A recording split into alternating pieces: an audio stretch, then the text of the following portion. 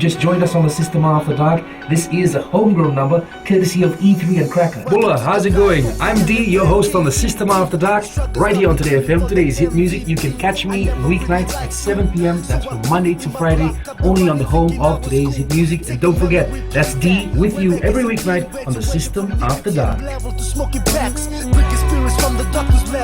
Even got that homebrew flowing.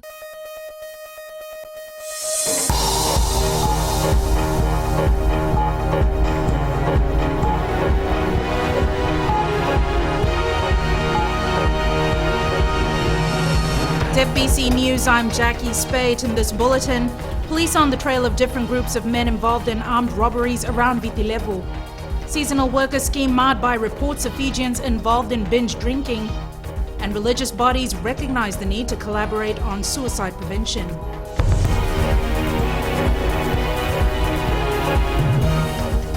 The Fiji Police Force has set up 3 task force teams to look into a series of aggravated robberies around Vitilevu.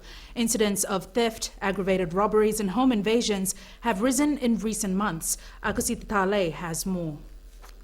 The Fiji Police Force has discovered there are different groups of men behind service station robberies, business heists and home invasions.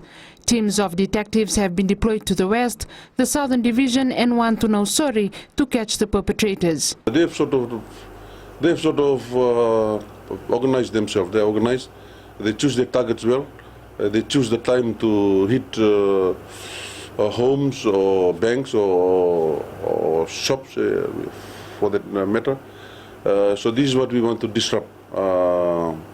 Try and disrupt the activity and try and have a cohesive operation ourselves to counter their movement. ACP Brown says that apart from the recent Nausori airport robbery, there have been a number of incidents in Lautoka and the Namandi Heights area in Suva, and in rare cases, house break-ins in rural settlements.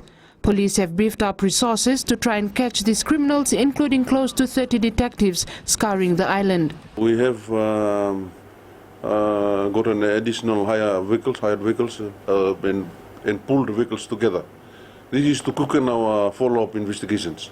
Otherwise, the investigation sort of dies out after the initial attendance. So this is to aggressively follow the investigation. And some of these task force, they are based around the clock. They work around the clock. Police are also reaching out to the public to play their part and come forward with any information.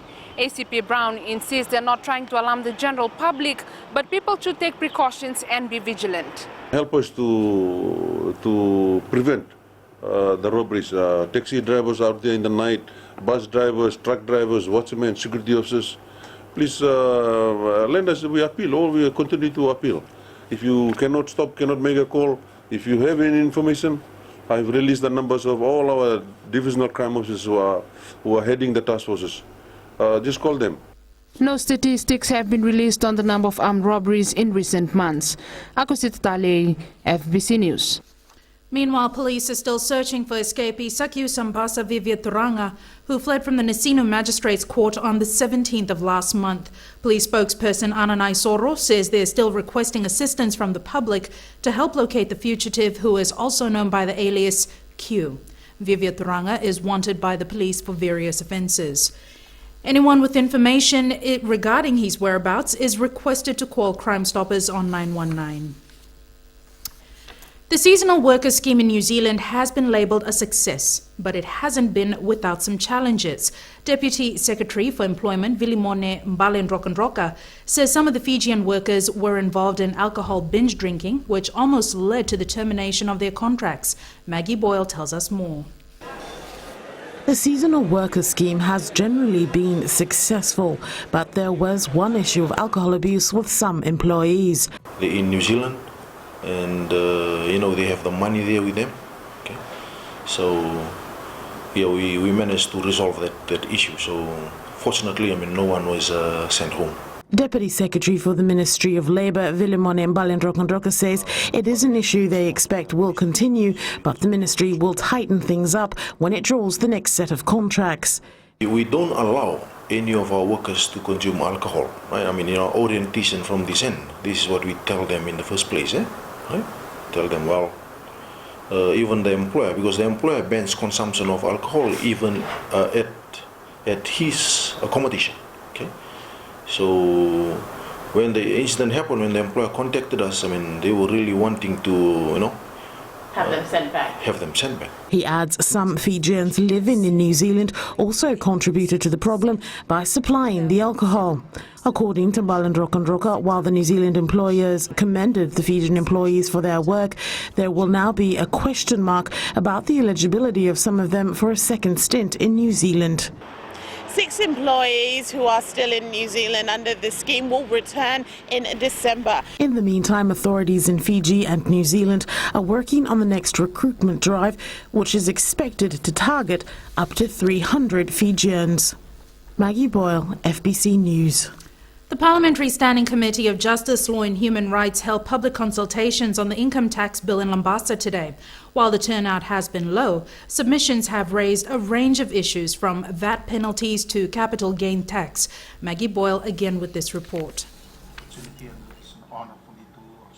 Taking consultations on the income tax bill out of the Parliament precinct for the first time, this standing committee has begun a North tour. When you sell a property, you have to get a evaluation, and it should be done by the Solicitor General. And I believe the FIRCA does not accept the authorized valuers.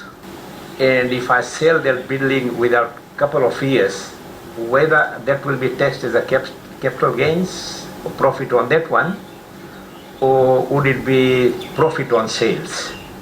How do you ascertain whether it's an asset or it's a buy and sell? So the VAT component is there. When I add all the VAT on the 1,900 projects we funded, 14 million, that's exceeding more than 1 million in VAT alone. So my request to the committee, or the recommendation, if for the North only, if the grant recipients be exempted for purchase of assets.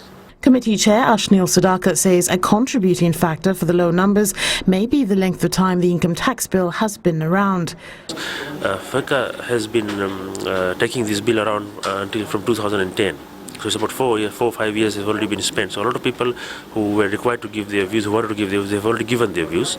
And those views have been incorporated. And this is the 15th draft. While submissions were the focus, the committee was also accompanied by a team from the Fiji Revenue and Customs Authority, providing a brief on the bill's key features. If there's any areas that we feel that the public is more happy to have maybe a different set of laws, a different set of rules instead of the current one, then we make those minor changes and amendments, cross off a few things, make changes to have the bill more user-friendly. The committee will be in Savu Savu tomorrow, wrapping up their North tour before returning to Suva for another week of public consultations before private scrutiny of the bill ensues for a report to be tabled in Parliament in November.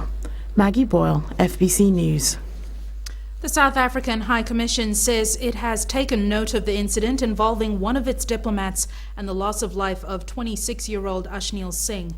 In a statement this afternoon, the High Commission said it has reported the matter to its head office, the Department of International Relations and Cooperation in Pretoria, for consideration. It says after receiving guidance, the High Commission will engage relevant stakeholders in Suva. The High Commission has expressed its sympathy and condolences to the Singh family. After the break, authorities want help in curbing brucellosis and TB in cattle.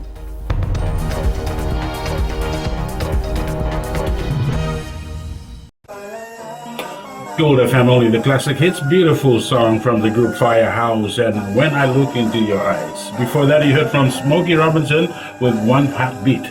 We'll take a short break and join us in the next hour for more music from Seal. Bulabulaka. I'm DJ Tora. Join me every weekdays, 7 until midnight on the Premium Classics, right here on Gold FM, only the classic hits.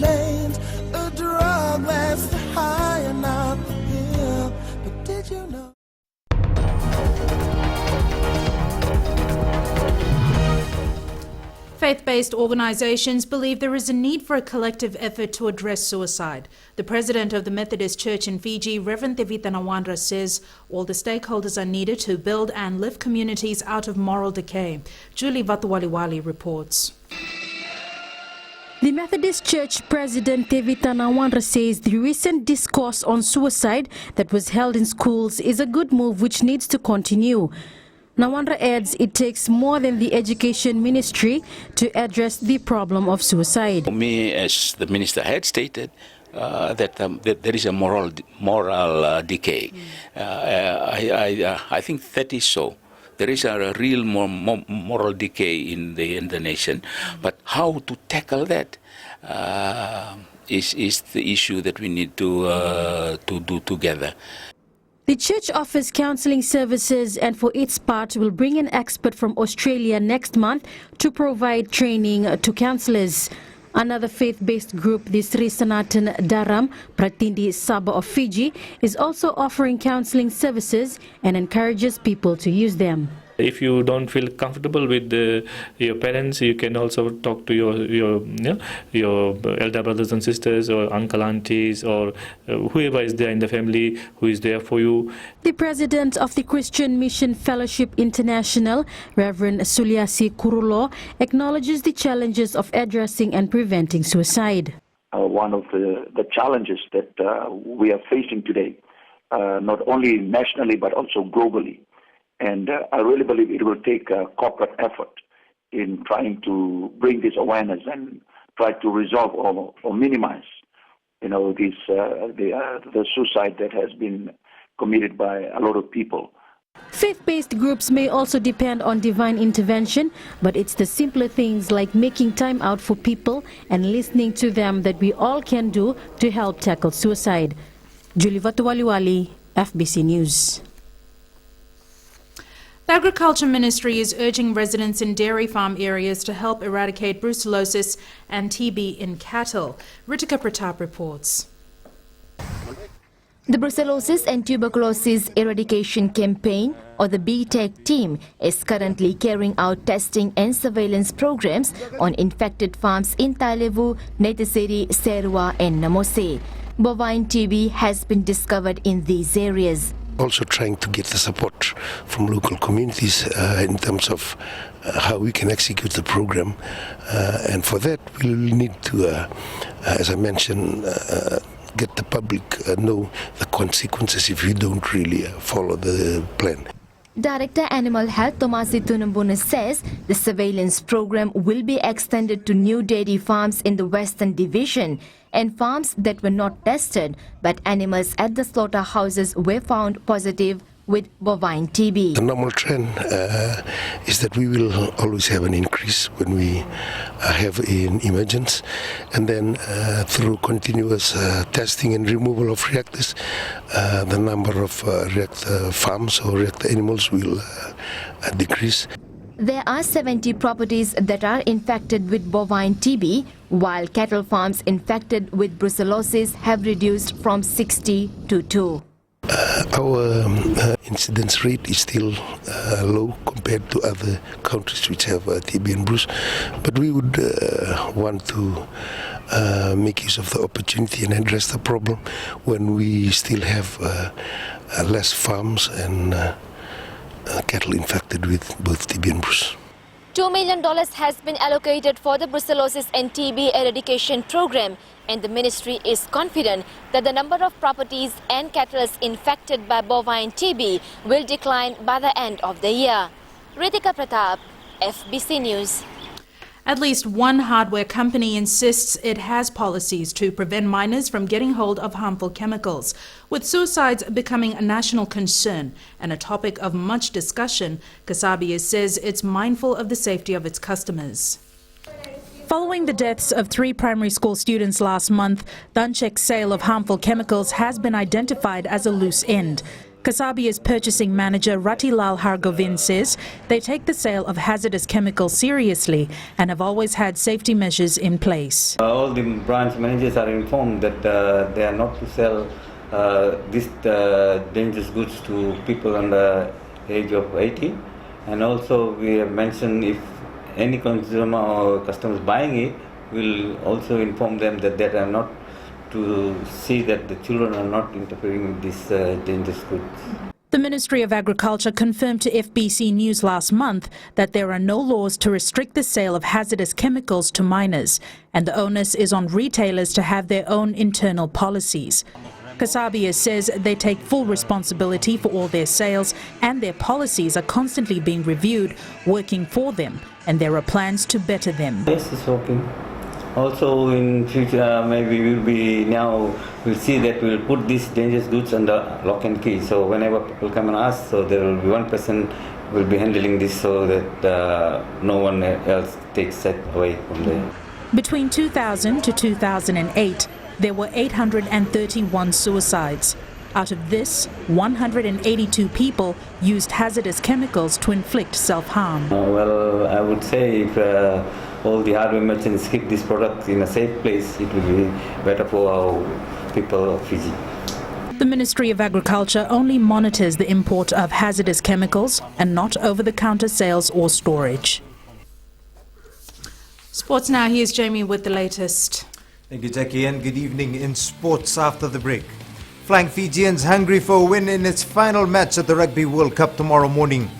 And with Fiji football elections later this evening, Rajesh Patel is still very confident of retaining his Fiji FA presidency. This and more coming up.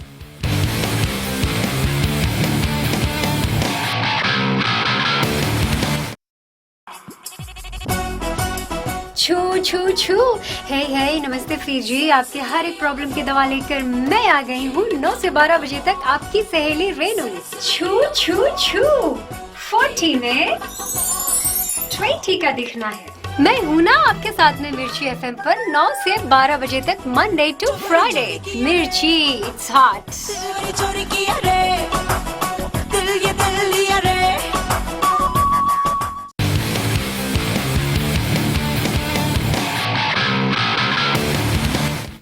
The Vodafone Flying Fijians head into the last game of Rugby World Cup 2015 tomorrow with hopes of its first win in 7 matches at the competition. Fiji's last win at the World Cup came all the way back in its first round match against Namibia in the 2011 tournament. Indra Singh has more from Milton Keynes. The reports and updates of the Rugby World Cup is proudly presented by Vodafone, Power to You, and Airports Fiji Limited, creating new experiences, Fiji's gateway to the world. In association with FMF, the right choice. Total Exilium New Generation, the fuel that cleans your engine kilometre after kilometre. Sun Insurance, for Fijians by Fijians. Supported by Fiji Airways, Deluxe, Island Chill, Comfort Home Furnishing, Rooster Chicken, Legal Aid, Land Transport Authority, and Central Rentals. The stage is set for Fiji's last game in the 2015 World Cup, with the coach admitting some things have not gone the way they wanted. For us, it's sort of almost mixed emotions going to this game. That I think this tournament we've played very well for large parts of all the games we've played, but we've been against some very challenging opposition. So hence the no points on the competition ladder yet.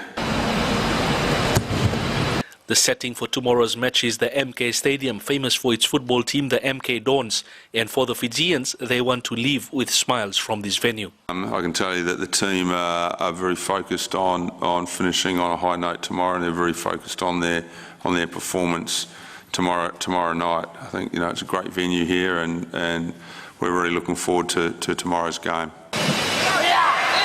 There are some causes for celebration within the team, with Josh Matavesi's birthday amongst it, but for now all celebrations are on the back burners. Stayed focused on the important game that is tomorrow evening, and everyone is gearing out, and I want to finish this tournament on a high and try and prove a point tomorrow night. The Fiji Warriors did play Uruguay earlier this year, but Maki believes the South Americans are a better side than that of a few months ago. I have a lot of respect for Uruguay, and they came through a hard road to qualify for the Rugby World Cup, and and that shows what a strong and passionate team they are.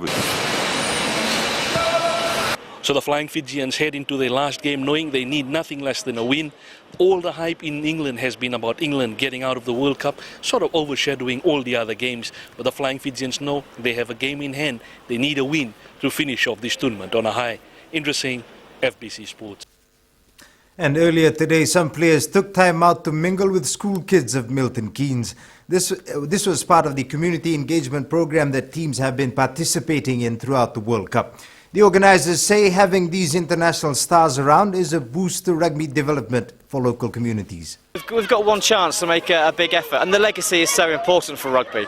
But hopefully with the programs that we're putting together with England Rugby, but also the fact that we're having these big teams and the players to come down and meet them, that will really enthuse them, and hopefully moving forward we can get more people playing rugby and down to the local clubs. Meanwhile, two players not featuring in the Flying Fijians match say they have a number of things to look at before deciding on their next step. Indra Singh caught up with Gabby Lovombolavu and Nemia Songeta today. Mixing it with the students of local primary schools, this sure did remind players about their families, coupled with the thoughts of their international future. We'll see how it goes. Playing in his third World Cup, Lovombolavu admits the legs are not the same as before. Don't know, legs are getting really old, body's been really sore. Takes about 3 to 4 days to recover after a game. Forward, Nemia Songeta says it's all about family for the moment before he makes a call for the future. I normally go home, I probably go home and plan my goals, what are my plans, and it's tougher for me because I have kids and wife, and I sometimes have to juggle through families and priorities, and hopefully if there's time, opportunity, I'll probably still be saying yes. But both are in unison that the Fijian rugby future does look bright. We've got some promising young talents in the team, and I think the Fiji rugby is taking a big step forward, and the forwards have actually put our hands up, and we've done what we wanted to do, and we wish that the same system, the same game we're playing will continue and make it progress and better. The duo return straight back to club duties after tomorrow's game, but for sure, just maybe we could see them in the white jumper again. After all, it's the call of the nation that inspires these players. Indra Singh, FBC Sports. And a reminder that Fiji plays Uruguay at 7 a.m. tomorrow morning, and you can catch that match live on Fbctv. Fiji Football President Rajesh Patel has held a press conference to remind the public of the achievements the association has made under his leadership. Patel is contesting the post again and is confident of retaining the seat after the election this evening. We will be all retaining our seats. That's how confident we are, and the districts are very confident to support us. We have helped the districts over these years, and the districts knows. Also vying for presidency is former Lautoka football president Shailendra Prasad. The Bar football team will have the advantage of playing its next match in the Courts Inter-District Championships on home ground tomorrow. Head coach Imdad Ali says the ground at the Prince Charles Park in Nandi affected their game plan despite the 2-0 win against Nandrunga last week.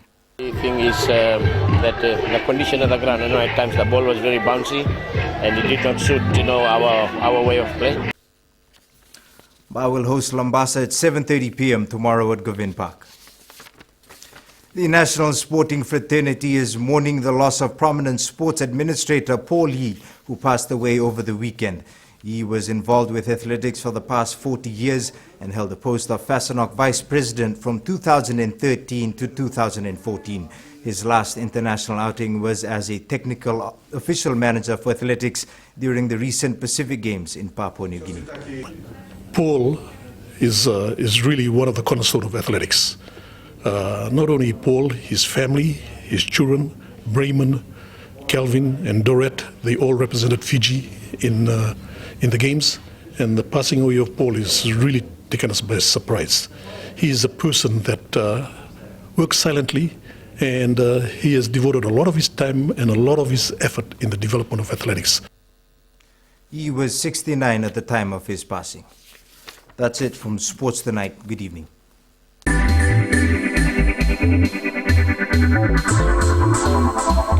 The Reserve Bank of Fiji is urging the public to take due care of the new $5 polymer notes after receiving a lot of mutilated notes, generally torn or burnt. RBF Governor Barry Whiteside says the new notes are made from different material and require special care. The polymer notes must not be folded severely and must not be stapled or cut in any way. The polymer notes react poorly to extreme heat, which could cause them to melt and shrink. Therefore, people should avoid ironing the notes.